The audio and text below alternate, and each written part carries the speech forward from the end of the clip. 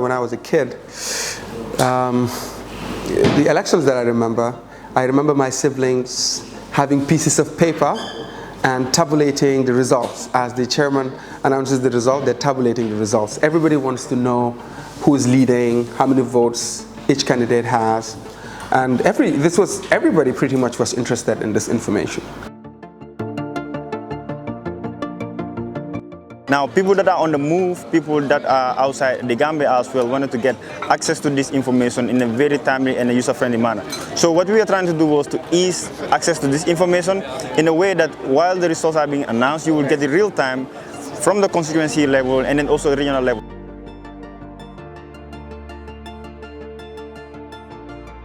Especially for journalists like me, sometimes during elections, you see fake news peddled on social media. So as a trusted app, it has always been helpful for verification on certain information.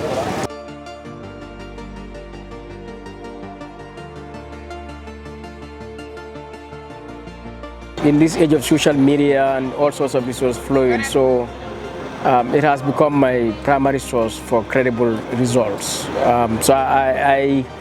Because I don't have time to follow exactly the time IEC announces the results. So, but anytime I can just go there and update myself on the overall results as well as the, the constituency results. So it's been very useful for me.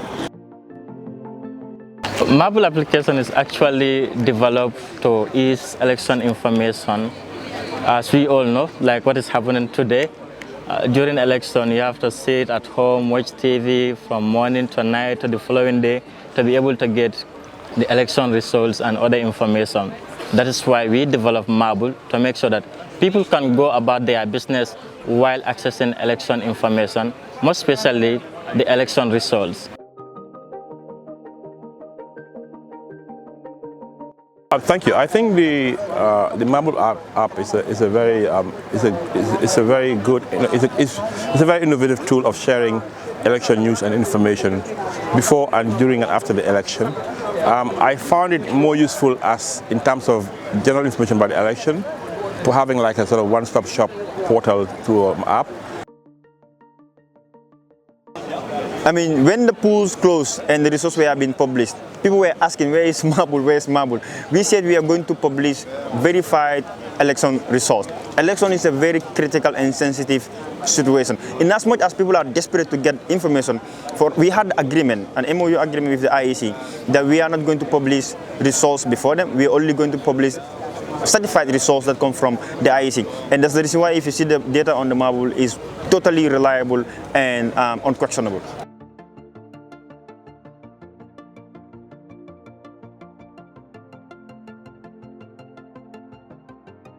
As a journalist, I found the Marble app very, very useful to me in the sense that it enables you, get a hold of all the parties that are involved in the presidential elections. It is not only limited to the presidential elections, as it has a portion on the app that will lead you to the National Assembly elections, the by-elections, local government elections. It is an app that will help you know about the results that the candidates will get from each constituency. We are getting more downloads day by day from Apple Store. We have more downloads from Play Store. It's like people are downloading more. If you look at the rating of the app, it's the most downloaded app per day in the Gambia, and of course the most downloaded app per week in the Gambia, which has never happened in this country. So we really welcome the idea from Gambia Participates, given the fact that over 60% of the population are youth. And we know that between 2006 and 2012, when I used the internet for the first time, the internet access grew by 135%. Between 2020 and 2021 alone, internet access grew by 23%. So with a youth population of more than 60%, one imagines, you can only imagine how many people are online today and will be online tomorrow. So the best way, I think one of the most effective ways to target youth, to give them electoral information, is through technology. The Marble app was very effective in supervising some of the constituencies because we had to check if the results that were given to us by our observers and what is on the Marble actually collided. The Marble app was also able to help us know the actual figures before the IEC was able to announce, and it was very effective, and they actually the same as the ones we did. Because of the traffic, we have about 20,000 people accessing the app at the same time from 6 p.m. So we were experiencing that traffic, and then our developers were quick to respond in the situation, and they expanded the traffic that now you can actually use the app without. So that problem has been resolved. I think those were some of the hiccups that we did not expect. But also it helped us get to know how important this application is to the users. Over 22,000 downloads. This is a big deal for a population of just north of 2 million, with only maybe about south of 500,000 people on Facebook. So it's quite a huge number for an app within a very short period. We had a brief downtime, actually. Luckily, we were able to resolve this right before the chairman started announcing the results. I think there's a combination of factors. I think the first thing was the fact that we have some security features on the app.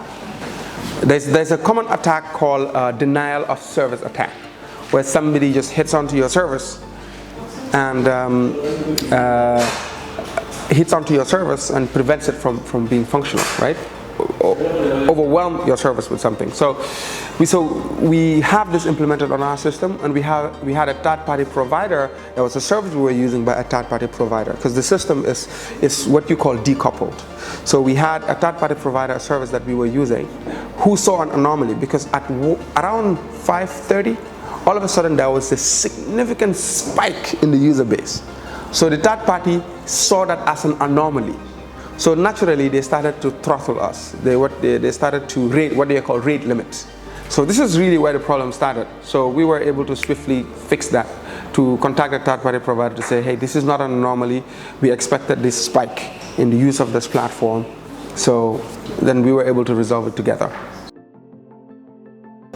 Yeah, we identified one of the most innovative software development company in this country called Asotech.